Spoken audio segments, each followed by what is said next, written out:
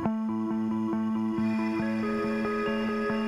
hey folks, Jeff Salzman here, and welcome to the Daily Evolver, and to another episode of The Shrink and the Pundit, where I, Jeff the Pundit, talk with my dear pal, Dr. Keith Witt, the Shrink, about all things integral.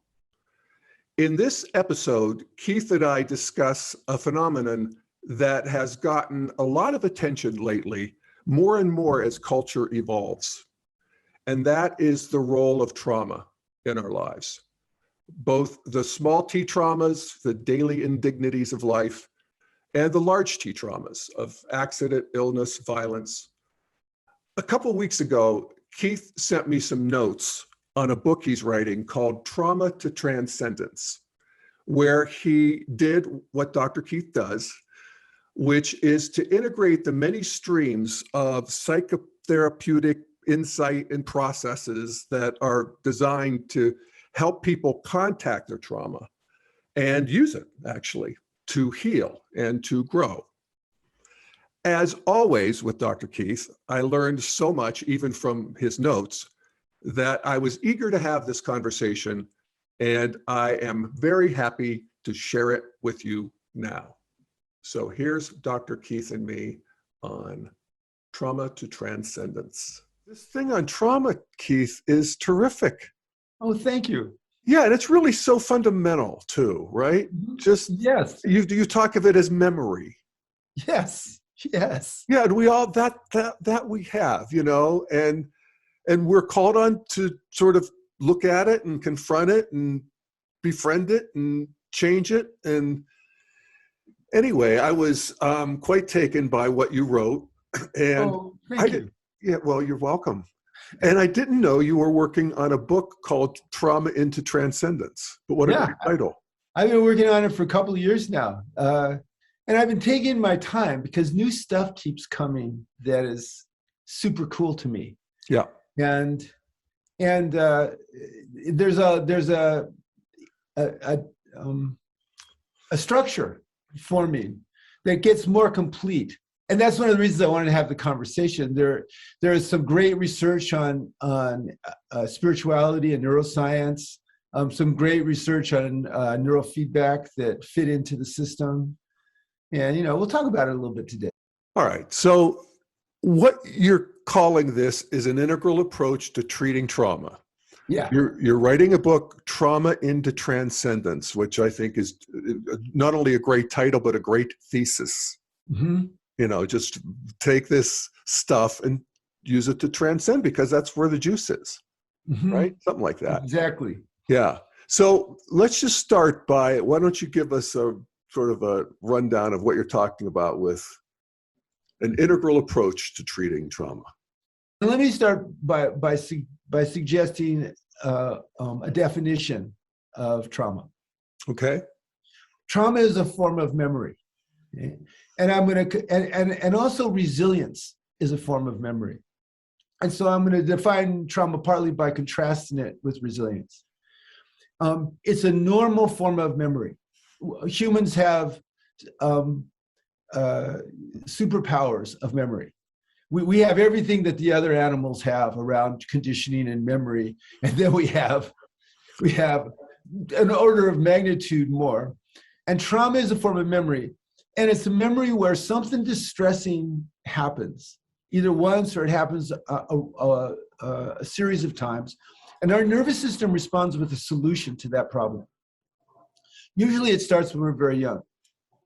And then the next time a similar problem appears in some fashion, is cued, is triggered, our nervous system provides that old solution. Now, say the solution when you were 3 years old, when you were frustrated, was to throw a temper tantrum until somebody gave you what you wanted. Okay? All right.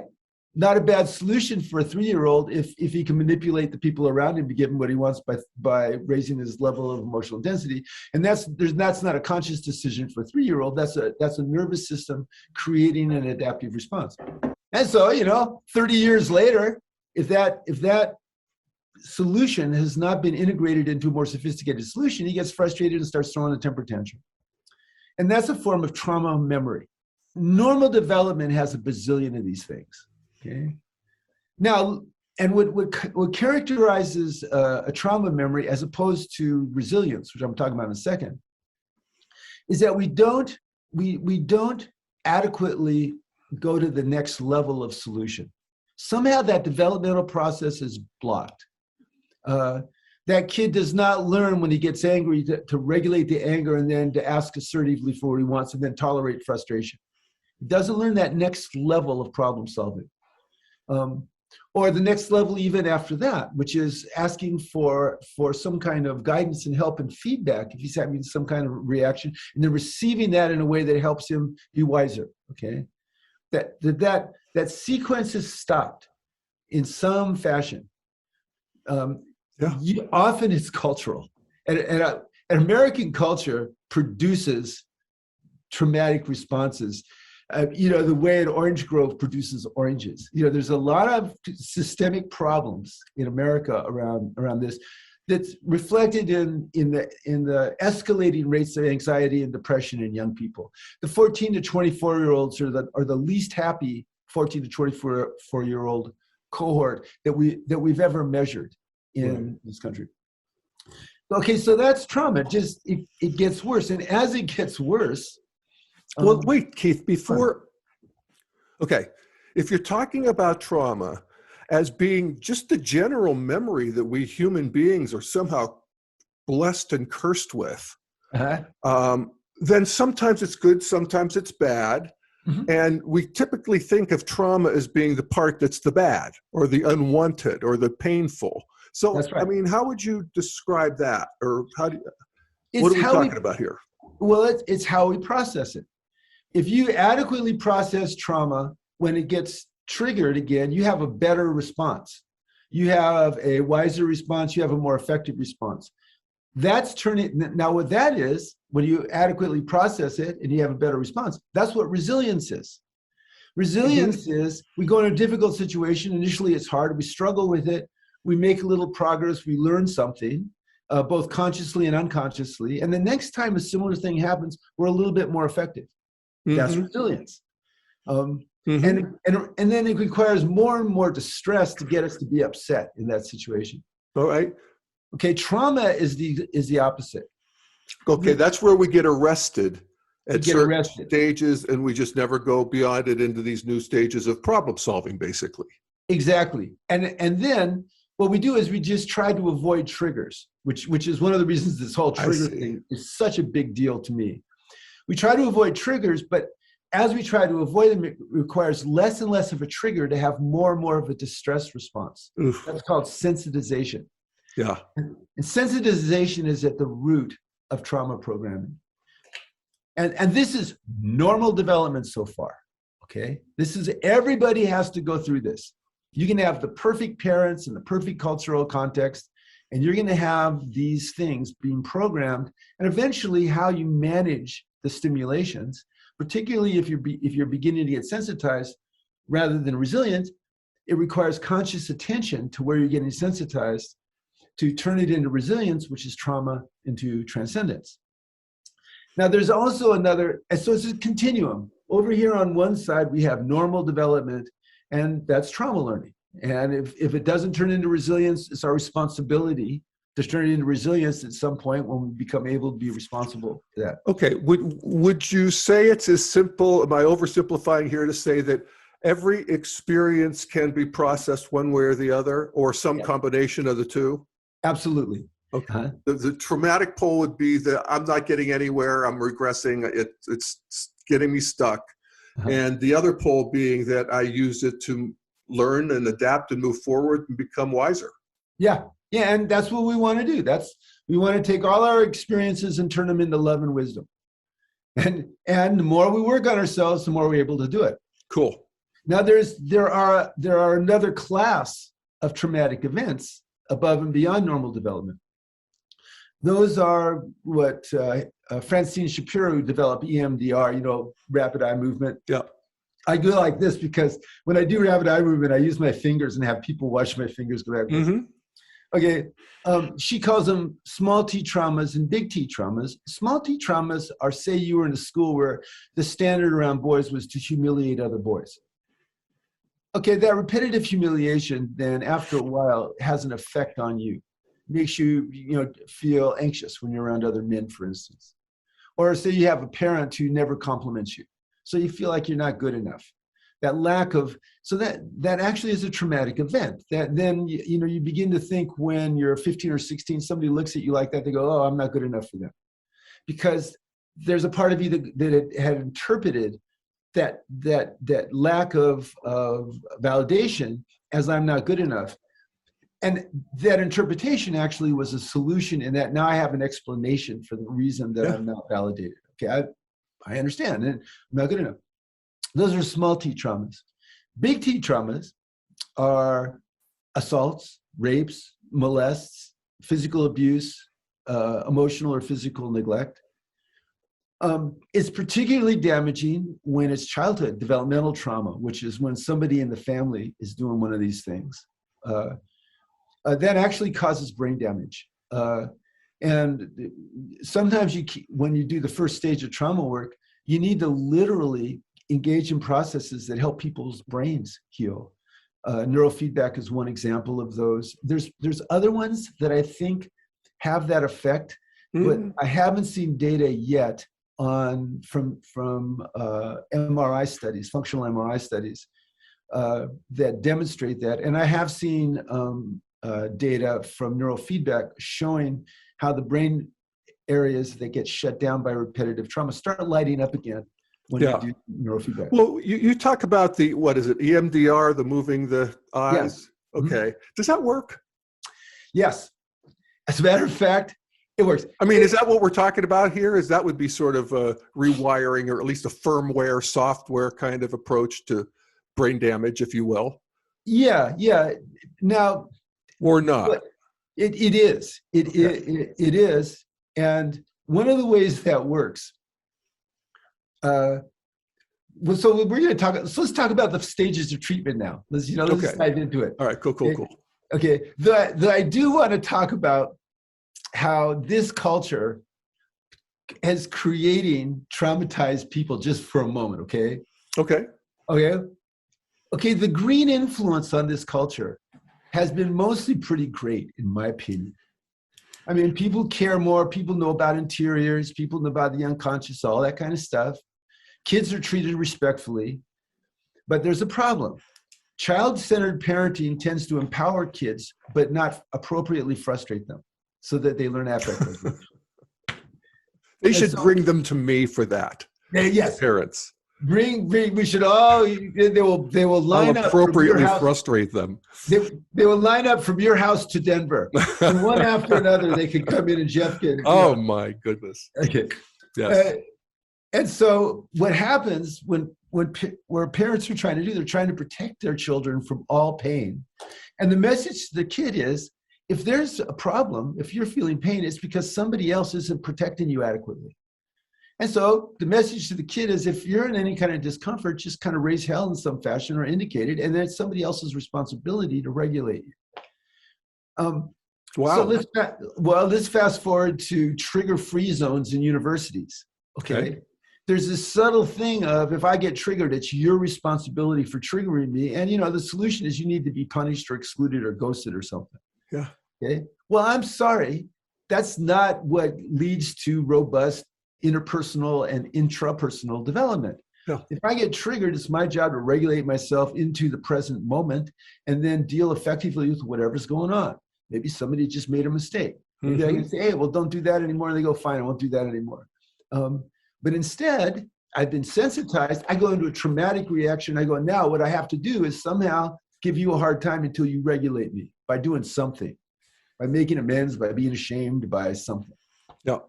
And what that's doing with adults, particularly with young adults, in the absence of having a spiritual center for late adolescence, which is very necessary. We're genetically programmed to want to have a spiritual orientation between 18 and 22. The biological drive for that doubles in intensity. Oh. Yeah. Yeah. Really? It does. Biological drive. It's a biological drive. We are wired to want to have a spiritually awakened brain. There are 4 areas associated with this. And this is, you really love this in my email. When you activate these areas, and you can activate them by serving another person, you can activate them by imagining the people that you love and asking them, do you love me? And having them say it. You can activate it by sharing a ceremony with another person. When you do that, 4 things happen in your brain. The default mode goes down, and so you're in the present moment. The part of your brain in the parietal level that makes you separate from feel separate from other people starts down-regulating and flickering. So you're beginning to feel separate but also unified. The top-down dorsal processing center of your brain that kind of solves problems in a linear fashion gets deactivated, and the bottom-up ventral processing system, where you're following more from your intuition, that gets more activated. And when all those things happen, you're feeling a subjective sense of spiritual connectedness, and also a hunger to share it with somebody else. Yeah. So we are biologically wired to want to feel that to want to have those circuits activated, and we're wired to want to share it with other people. Mm-hmm. And you're saying that comes online uniquely or at age 18 plus? Yeah, it's always there, but the biological urgency of it doubles as an intensity between the ages of 17 and 22. Apparently, what we're wired to do at that particular point is intensely feel connected to the other world and to share that connection with other people. When people do that, they're 80% less likely to get depressed. They're 65% less likely to commit suicide. And really interesting, and this is a great factor in Lisa Miller's studies. When she measured people who had a spiritual orientation, they really did feel this on a regular basis. On one hand, they were 2.5 times more likely to have been depressed or had an emotional distressing experience in the last 10 years, but they were only half as likely to have depression going further. So apparently, the capacity for depression and anxiety is also a capacity to have deeper sense of spirituality. Yeah. That the similar circuits, and that when we activate those circuits, we are protected. We become more resilient. Yeah.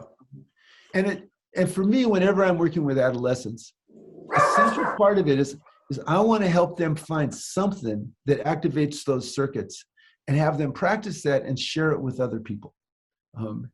And that makes them more resilient. That makes them less likely to be traumatized if they run into a small T or a big T trauma. All right. So you're talking about how the culture really thwarts this healthier development, and so we have a uniquely depressed younger generation. And there's a couple things that I would offer. One is the upside of sensitization, and you have this, this dichotomy between sensitization and resilience. Mm-hmm. Part of what Green is doing, of course, is it's calling forth the sensitive self, mm-hmm. the self that wants to recognize all the victims, all the marginalized people, all the marginalized parts of yourself. It's depressing. That's true. It's evolutionarily fruitful, but and I would just want to recognize both those things, because even microaggressions, these kinds of things, they're sort of easily parodied, but they're also the fruits of a greater sensitivity to each of us being this thing. And let me just go back to earlier when you were talking about that human beings got gifted this amazing inner world. Why, Keith? Why did that happen? Well, why did we learn how to do algebra before we ever needed to do algebra? What's up with this brain just arising out of nothing? when we did the talk on dreams, 5 years ago, 3 years ago, I remember I said, I think that the universe dream came into existence with the Big Bang and has been waking up to itself ever since. Yeah. And part of evolution is the universe dream waking up to itself. And here we are at the forefront. Yeah. That there's a hunger for greater complexity that through in consciousness turns into more depth of consciousness, more compassion. I think and also I want to make a point. There's a necessary stage of existential despair that happens in adolescence, where you really discover that previous idealizations don't work. I remember it vividly. I do too. I have the poems that I wrote as a teenager that are very bleak. Yes. Poems. Yes. Now, if we enter that stage, take it on and go to the next stage. The next stage after that is, all right, I'm hungering for something. What am I hungering for? If I can find that awakened brain experience and share it with another person, that state yields intuition and guidance. And I do feel loved, held, guided, and never alone. Now, what that does is it leads me into the next step of my own purpose in my life. Yeah. And those of us that were lucky enough to go into that crucible and not fall for the easy answer of I'm going to get drunk and it feels really spiritually charged, but tomorrow morning I'm hungover, or I'm going to be compulsive in some fashion, have sex with a whole bunch of people, and that gives me a subjective sense of transcendence, but it doesn't really. If you don't fall into those traps and you let yourself go to that next step, then that sensitivity isn't just sensitivity to your own emotions. It's sensitivity to the deeper voices of soul, and spirit. Yes. And that solves the problem that, again, is sort of intercultural, is that when you enter modernity and lose your religion, that is, you do feel alone. I mean, what's the point of this? Here we are floating on this rock through space. And so thus the meaning crisis. And yet we can't go back to that mythic God and understanding that we had before. You can't uncook an egg, And so we go forward into something like what you're just talking about. This soul of the cosmos waking up to itself, Yes, there's a religion in there somewhere. When Ken talks about spirit in the first, second, and third person, when he got to the second person, I found God again. Yes. And the way that I found God again was I realized that people intuitively feel that spiritual interface. And what we do is we project ourselves onto it. And that's where all the gods come from. And so we enter modernity and we go, oh, those are all bullshit. No, they're not. No, they're not. They're metaphors for a real thing that exists, which is a spiritual. It's a spiritual fluid that generates us and has always generated us and always will. And that if we can feel that beyond those figures and just use the figures themselves as thresholds into something deeper, God in the second person returns. Yes. And then we can see God in second person. It's kind of like, I got a God in second person hit just because I knew it was a part of the map that had to be filled in. You know what I mean? That's an integral understanding right there. Exactly. So, what's the personal other? Yeah. What's the one who sees and loves me that I can actually see and love? Mm-hmm. That was like a really profound question. And I kind of had an answer, and it's God, it's whatever. It's kind of fuzzy. It's not like the mythic. It's informed by the mythic God. I think actually, as I continue to make progress, I'll actually in some ways rehabilitate the mythic God in a liberated way. But I'm in no hurry. It's fine. I feel seen and loved. That's good enough right now. You know what I mean? I feel that through all the people that I know love me, you included. Yeah. And I feel all of that together is very personal. That's a very personal I love Keith that exists in the world. That's a field. Absolutely. And that's, to me, that's God in the second person. It's very comforting. I feel absolutely. loved, held, guided and never alone. Yeah. And it's a pretty great feeling. Love, held, guided, and never alone. Is that what you said? Yeah, that's what Lisa Miller. I love her. She's one of those neuroscience people who kind of discovered God through neuroscience. And so when she talks, she's just so adorable. I mean, I listened to this interview with her, and I was just going, God, Lisa Miller, I love you. I love you. But she was doing the MRI research. She was putting up with her colleagues teasing her because she was exploring spirituality and stuff. But she persisted. It was pretty amazing. And what she wrote, what's her name again? Her name is Lisa Miller. She wrote a book called The Awakened Brain. Oh, The Awakened Brain. Cool. Yeah. And so all this stuff informs trauma treatment. Yes. Now, one thing that a lot of people don't understand is that trauma treatment tends to go through stages. As psychotherapists, we're always working with multiple dimensions simultaneously.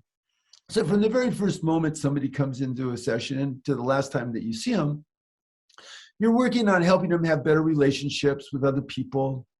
You're working on helping them have a more coherent sense of relationships with all the different parts of themselves. You're working at having them have a felt spirituality that is comforting to them and they can share with other people. You're working on that stuff all the time. But if people come in with trauma, there's stages that you go through. And usually, here's how you progress through those stages. And they're always happening at the same time, but there's generally an emphasis on one stage rather than another. And they don't have to happen in sequence, so they often do. The first stage of treating trauma is recognizing that something about the past is interfering with my relationship with the present moment. My friend disapproves of something I did, and I feel a wave of rage. Mm-hmm. And I go, now, that wave of rage, and maybe I say something mean to my friend and we have an argument. And maybe that happens more than once. So I go to a therapist, and a therapist says, I go to Keith. Keith goes, well, so it sounds like that wave of rage is not proportionate to what happened with your friend. No, it's not. Well, that sounds like memory. Sounds like trauma learning to me.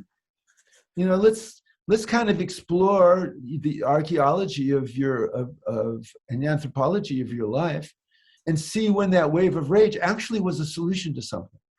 Let's find it out together, okay?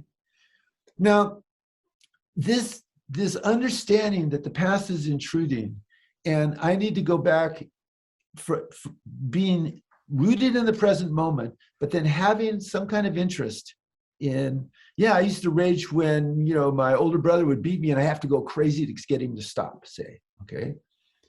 All right, oh, that's interesting. That's a good example. Yeah, it's a good example. So but we're not, this person is not getting overwhelmed with rage because they're staying connected. So that's called dual focus, and dual focus is a central feature of pretty much every trauma treatment. Peter Levine is somatic experiencing.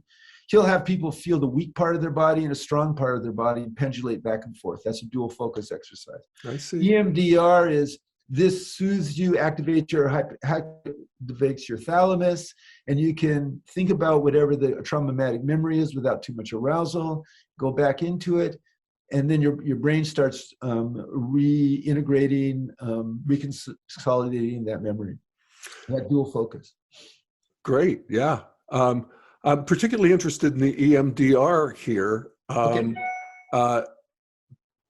And so moving your eyes back and forth, it stops you from getting too contracted in any one sort of state? Okay, here's what bilateral stimulation does. All right. Bilateral stimulation is soothing to the human nervous system. It is, isn't it? It is. Okay. Yeah, dancing is bilateral stimulation, okay, whatever, being with another person, and even as I do this, whoever's watching this, they're getting soothed, okay, bilateral stimulation. Now, when you get soothed, it keeps you within what's called the window of tolerance. You're not too dissociated and shut down, like with shame or something, or terror, and you're not too jacked up like with rage or fear, you stay in that window of tolerance. And in that window of tolerance, you can do things. You can relate. You can self-reflect, that kind of stuff. Another thing that what we suspect, that though there's some intriguing studies. If you when you do this and someone relaxes, it activates the thalamus, which is the part of the brain that makes stories of our lives. If this is the brain, okay, and these two fingernails are your eyes, the thalamus is in the limbic area down here. Okay. And so when you have a memory in a state where you're not too aroused or too shut down, particularly connected to another person, it opens up that memory to be reconsolidated. Reconsolidated means we don't really remember events. We remember the last time we remembered an event. Okay. So if every time you remember an event, you add a little bit of compassion, the next time you remember it, there's a little more compassion. And this is gradually how we digest events and make them, turn them from, say, stains on our personality. Oh, I'm so ashamed of myself because I got humiliated in class when I was telling jokes to the teacher, to transcendence, to I see that I had a questioning personality that was pushing against authority and continually to get snapped by authority, but I knew there was something at that interface there, about pushing at that interface where meaning happened. And so I kept doing it. That came from remembering that and adding compassion until all of a sudden the memory changed into the meaning of the memory changed. Wow. Yeah. No, that's so good. You know, I've always, as a practitioner and student of Buddhism and all these religions and stuff, it's like, so which one is it? Do you want me to stop my mind? Do you want me to observe my mind? Do you want me to quiet my mind? Or do you want me to work with my mind and guide my mind? And, you know, and it's both, of course. Of course, that's always. This is that part where you actually work with your own mind to, you know, intentionally create compassion. I just love that. Exactly. And so the first stage of working with trauma is, one, recognizing that it's influencing us. Two, at the beginning to look at it with compassion, with a dual focus, with somebody and then by ourselves, so that we can begin to tell the story of the trauma without getting lost in the trauma. So I just want to be clear that when we're talking about trauma here, we're talking about the small t traumas and the large T traumas, right? That's right. Exactly. And, you know, you talked about part of realizing that your anger is disproportionate and so forth, but sometimes it's not. You know, I think of friends I know whose loved one was murdered. Oh, yeah. You know. Well, I mean, but yet it's probably the same process, right? It's the same process. Freud thought that if you could just tell the trauma story without getting upset, that resolved the trauma story. Sometimes that's true, but rarely is that true. And also, what we talked about earlier, sometimes your brain is so damaged that you actually have to do stuff to heal your brain. Neural feedback heals your brain. I think spiritual practice creates circuits where your brain gets healed enough that you can begin to start this process. Therapeutic communities sometimes can heal people's brains over long periods of time. I haven't seen data showing these areas being lit up by those things, but I've certainly seen a lot of epidemiological studies and clinical studies about people that clearly were shut down, but gradually woke up if they were in the right circumstance or they were working with the right person. Yeah. EMDR and similar, there are similar techniques to EMDR. One's called brain spotting. There's a guy named Dan Wood who has a technique that's very similar. He doesn't do bilateral. He'll have you tell the story and watch your finger, and he'll just move your focus of attention, changing your brain pattern. And if you watch the finger and tell the story, then that does a similar thing. There's a lot of different techniques. No, it actually makes sense. Yeah. Yeah, it makes sense to me. And so the first stage of trauma is recognizing it's intruding, and then be able to have a dual focus so that you can understand it, remember it, talk about it without much distress. But that usually isn't enough to resolve it. because trauma learning has meaning to us in our autobiographical narrative, in our story of ourself. And usually it's a negative meaning. Like the earlier one, my dad never complimented. No, say you had a critical parent. A lot of us, you and me, who were raised in the 50s and 60s, our parents come from the Depression and World War II. Right. It was a militaristic consciousness. Yeah. And with kids, it was, I'm not going to compliment you. I'm going to just, do your job and shut up. Just like that. And I'll be happy to point out your flaws in the meantime. My flaws. Okay, so I'm not good enough. I need to be perfect. That's where all these injunctions come. Yeah. Existential shame. Let's say so. Our autobiographical narrative, as we begin to resolve it, we need to be able to see, as we understand this, that our story is still being written, and it's a story that is expanding because we're wanting it to expand. That we're someone who's wanting to grow, that wants to love better, that wants to be more virtuous and to be more healthy, and that these experiences that we had were painful but necessary steps in our own personal epic journey of our life. And so our autobiographical narrative, autobiographical narratives tend to be focused in the right hemisphere. And we have autobiographical narratives of all the different aspects of our lives. Mm-hmm. Us as friend, us as lover, us as, mm-hmm. as son, daughter, mm-hmm. us as sexual being, us as student, us as professional, and so on. And they're always changing, okay? Unless they got arrested. And remember, trauma arrests. And so as we work through the trauma, we open up those stories, and those stories then develop, and they become more life-affirming, more transcendent stories. And then a lot of good things happen when that happens. Our blood pressure goes down. It's easier to exercise. We have more self-esteem. We're more able to look at the mechanisms that we use to push trauma away, drugs, alcohol, overeating, that kind of stuff, and have a little bit more room to change that kind of stuff. And so changing that story often helps people feel more whole. But sometimes it's not enough. Sometimes it's not enough because we develop these habits of consciousness. One habit of consciousness that I had, this is one of my favorites, is when I do Tai Chi, particularly if I smoke marijuana and do Tai Chi, while I'm doing it, I will have a flash of some point in my life where I was ashamed. I'm fascinated with that. I've been playing with that for years now. And so that's just a bad habit of Keith under certain circumstances going to a shame memory. Okay.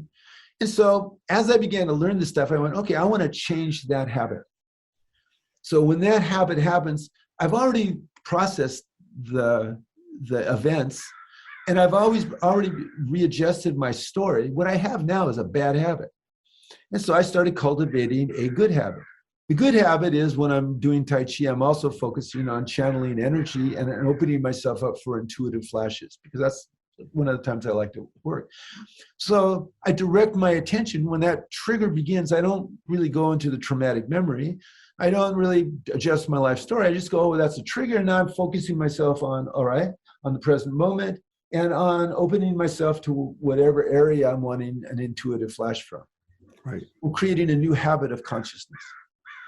And cognitive behavioral therapy, which is very, very popular, not really the best treatment for an awful lot of stuff, but the good cognitive behavioral therapists do what all good therapists do. They pull from many disciplines, and they have the seminal understanding is, to a large extent, we are what we think and we do. And one of the central treatments of cognitive behavioral therapy is exposure and response prevention. They do that for OCD. I have to knock on the door before I go through. So what you do in exposure and response prevention is, I have to knock on the door. I'm not going to knock on the door. I'm going to open the door and go through. Okay. I feel the impulse to do the negative thing, and I do a positive thing instead. And then I go, yes, good job. Okay. All right. So you learn how to direct your attention from a habitual traumatized state, which is weakened but still there, into a preferable state. Mm-hmm. And you learn, and that becomes a habit of consciousness, which goes back to what you said about Buddhism. And when you listen to Dan Brown talk about Buddhism, it's not about cessation. It's about training your brain to do what you want your brain to do. And there's 32 steps in Tibetan Buddhism, and they all involve concentration, visualization, white Tara, green Tara, and all this other stuff.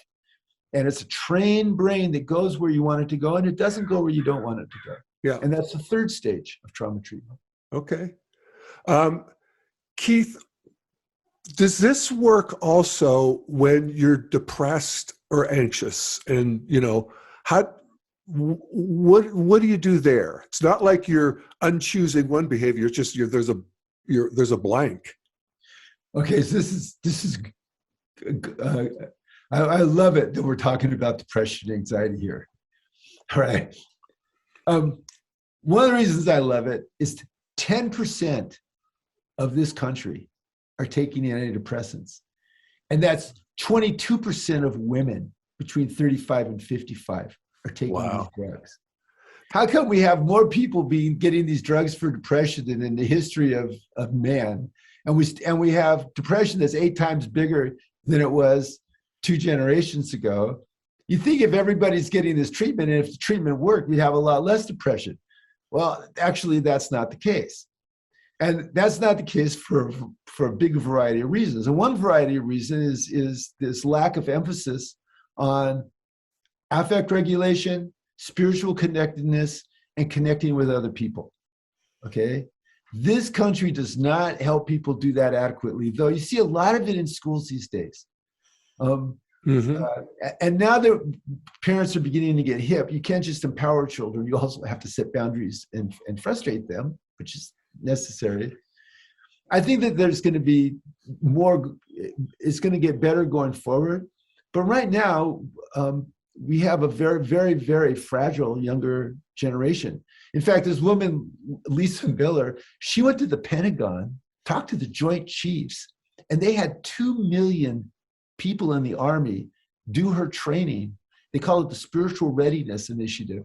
Well, for heaven's sakes.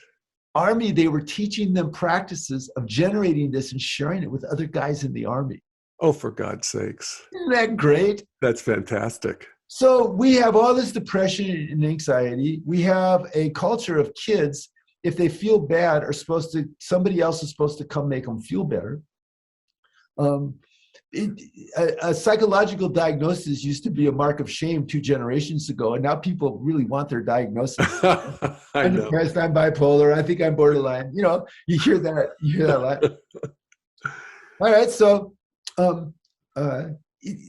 and then that whole relationship with anxiety and depression becomes another source of trauma because you feel out of control, your solutions aren't working. You take that antidepressant, and sometimes it increases. You've ruined your life. It's hopeless. You're 21 years old. Right. Everything sucks. Yeah. And so the idea that what we need is self-awareness, self-care, self-responsibility, and satisfying agency and communion, and that needs to be baked back into the culture. We need to borrow from tribal that does that really well, though tribes, as we all know, are super racist. They do it for the tribe, and everybody else isn't a human being. And and Amber does it for the mythic membership, and the more fervent the group, the more people identify with it and feel supported by it. But then, as you told me one time, Amber always needs an enemy. Okay. Yeah. Orange, you feel really great when you're organizing people and coming up and creating something great, but then you feel like a loser if you see at each there's the blind spot at every level. Well, one of the ways of looking at this is that every stage has a deep wound. Right. Exactly. We lose religion at Orange. We're cast into the hells in traditional, and then what happens when you get to green is you become sensitive to all of it. In many ways to the good. Many ways to the good. Sensitive is good. Sensitized is a problem. Yeah, well, let's let those terms be the terms we use to describe the upside and downside of this basically new stage of development. That's exactly right. And when you know the difference, I want to be sensitive but not sensitized. If I'm sensitized, I need to do the trauma work so that I'm more resilient. What that does is it's basically a threshold in the integral. Once you start doing that, then you're spending more and more and more moments at teal altitudes. And when you can be at teal altitude when you've been trauma threatened, when a defensive state arises and you can maintain yourself at teal altitude on your self line, your cognitive line, your interpersonal line, that at that particular point, you're pretty stable and integral. Yeah. It's a pretty great thing, and which is one of the reasons I love psychotherapy. All psychotherapy therapists, whether they know it or not, they're really supporting people working their way up the spiral. Absolutely. Everybody. Yeah. Which we want to do. I mean, growth is built into each one of us and built into the spiral itself. It's one of the fundamental forces of the cosmos. Which brings us to the fourth stage of working with trauma. A big problem that people had in the 20th century is they go, I want to get cured.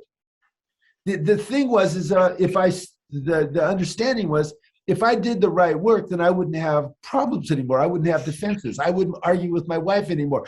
I thought that for the first 50 years of my life, more or less. Yeah, me too. Yeah, me too, Jeff. Yes. What's gone wrong? What's gone wrong? And, so as we develop the witness, the compassionate self-awareness, as we do this, every once in a while, there's some kind of problem shows up. And if we can't resolve it, often we need to go back to the first level. Maybe there's something that just happened that is my mom's having a difficult time, and she was very, very difficult when I was young, and to me and my brother. And so my older brother and I were talking, and for the first time ever, and he's 73, he started telling me about some of the traumatic events he had with her when he was younger. It just melted my heart to hear about it. He's a Trump Republican, but an adorable one, as some people are adorable. Oh, sweet. And so what this did with this current situation, at least for him, is it brought up an old trauma that needed attention. And so he was giving it attention by talking to me about it. Okay, so if you have that kind of awareness and something shows up, sometimes you have to go back and work with an event. Sometimes you have to go back and readjust your autobiographical narrative about some aspect of yourself, the second stage. Sometimes you need to recognize I somehow developed a new negative habit of consciousness, and I need to develop a positive habit of consciousness to include and transcend that negative habit. And then that's the fourth stage. And all these stages are always operating, at least in psychotherapy, while helping people have better relationships with other people, do better self-care physiologically, do better interior self-care in terms of understanding themselves, and to have a felt sense of spirituality, which are constant themes. And so these are the stages that you tend to go through. And you'll notice in the first stage, you really want to focus on the trauma. But in the third stage, you want to focus away from it on a preferable state. And so there's different principles. That's so interesting. And that's so good. Yeah. I wish I had known this, in my 20s. Me too. Would have saved me a lot of trouble. Oh, God. In my 20s, I kept looking. I had drunk the Kool-Aid to a certain extent. I thought there has to be a psychotherapeutic system that's powerful enough that you can just go with somebody's distress. You can just go into the session with them, enact this system, and they will be healed. Yeah. Okay?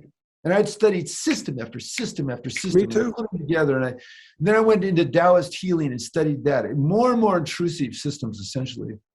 And finally, when I did my doctoral dissertation was a study on various effects, and it showed that all the systems seemed to work equally. And as I began to consider that, I thought, it's not like you have a cut and you heal it.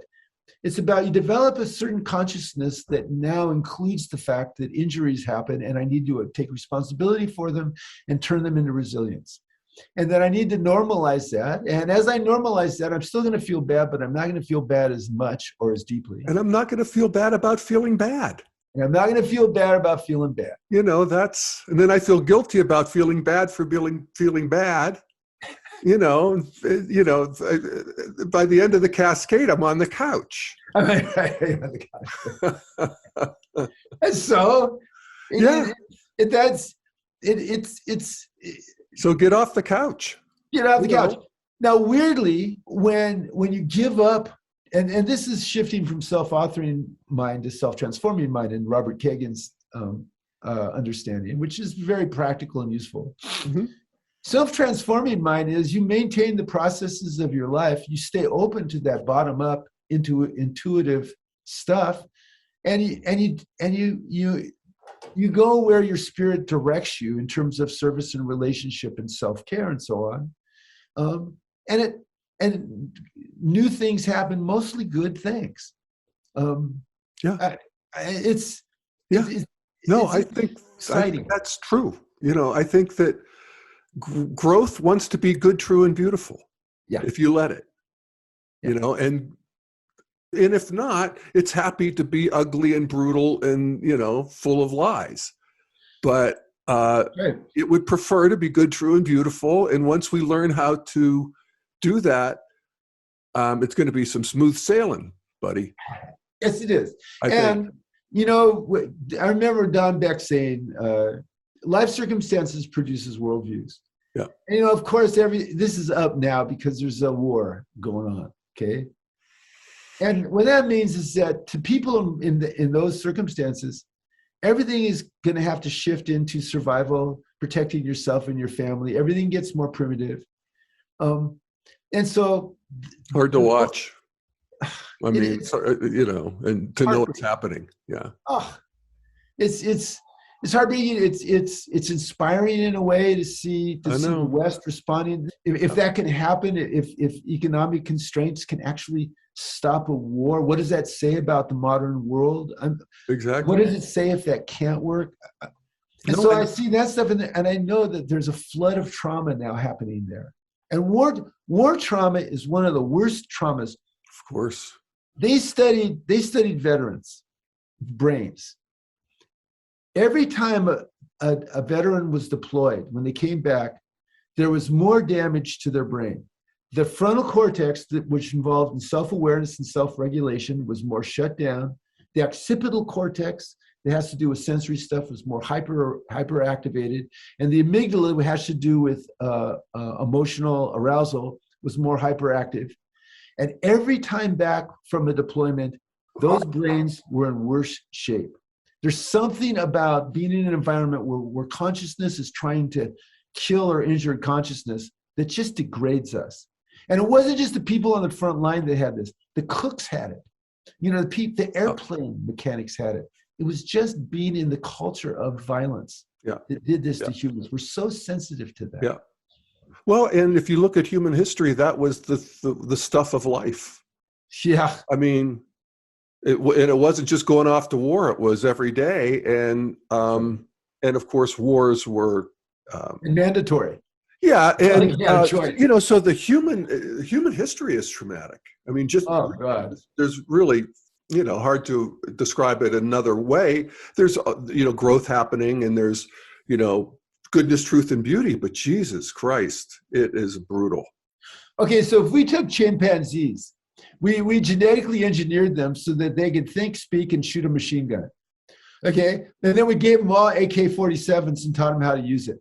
For the next 100 years or so, they'd just shoot the shit out of each other, and everything would go to hell.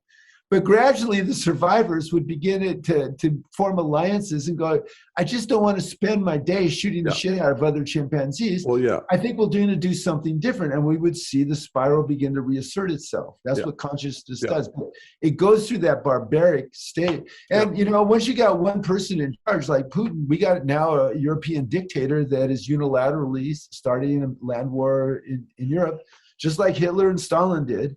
Yeah. Boy, I'm sorry to bring up a bummer. No, I did an episode on it today, actually. It's, part of it is that the sensitized mind is online on the planet in a way that it never has been before. That's right. And that's actually something to be happy about in the sense that we'll see what this awakened, sensitized mind, or sensitive mind at least, Yeah. does with this, and if it makes any difference. It will make a difference. It'll have to make a difference. If it does not, if it doesn't turn into some nuclear weirdness, which of course is the catastrophic possibility that is now more possible than it was a month ago. Yeah. If it doesn't turn into that, we'll see already there's way more consciousness being brought to bear on this thing than was brought to bear on Hitler, that was brought to bear on. It's very similar, you know. I go back to the first Bush and feel a certain amount of affection for him. No. Yeah. He was mean to my Aunt Dorothy once, so I was all prejudiced against him. Oh, really? Yeah, she's a federal judge. She shared a taxi. He was somehow a dick to her, but you know, maybe he was just having a bad day. But you know, the way that he dealt with Kuwait, you know, he said no and he stopped at the border. That he respected Saddam Hussein's border because there was a part of him that was smart enough. You know, he used to be the head of the CIA. Yeah. That was an enlightened response that he had. His son didn't obviously have it. Right. But that was an enlightened response with him, and it really worked well in terms of, you know, as Kuwait and Iraq, of course, were still fascist dictatorships, essentially. But it essentially kept the peace going in the world because the rest of the world saw, the United States is not going to let people take territory, and they're not going to turn it into creating an empire for themselves. They're just going to say no. Yeah. And I look back at that and I think that was somewhat of a genius response of him. Yeah. No, that's to right. the situation. And you know, I don't know how he figured it out, but I think it probably kept other people from invading at least for another 10, 20 years. So that time's up now. You know, the end of the post-World War era, in a way. I mean, whether it's a break or a breakdown, I think it's probably a break, and I think actually the world will reconstitute stronger. And I can't imagine this is going to go well for Putin. You know, one of the things about your perspective around history, which is one of the reasons I like listening to Daily Evolver and why we have these talks, is that there is a lot of ugly stuff happening all over the place, and there is a rise of authoritarianism and populism and so on. But you've always felt, both intuitively and directly, the integral awakening that's also happening around this planet. Yeah. You know, the expanding consciousness. And I feel it too. And I don't get distracted as much by my anger, you know, partly because I'm talking to Jeff. Oh, that's good. You've really helped me with that. Happy to help. I feel like that underpinning of that awakening, coming into the inner awakening. You know, at some point there'll be a transfer, and it might happen off of this thing. I don't know, and it might not. It may happen off of global degradation. It might not. But at some point, we're going to look around. We're going to see a world that's cooperating and caring, and thinking in a way that humanity has never done before. Yeah. Oh. And it'll happen gradually. But yeah, I suspect you and I will be having a conversation 5 or 10 years from now, and going, you know, it's happening. You know, we've been predicting it for 20 years, Keith. Yeah.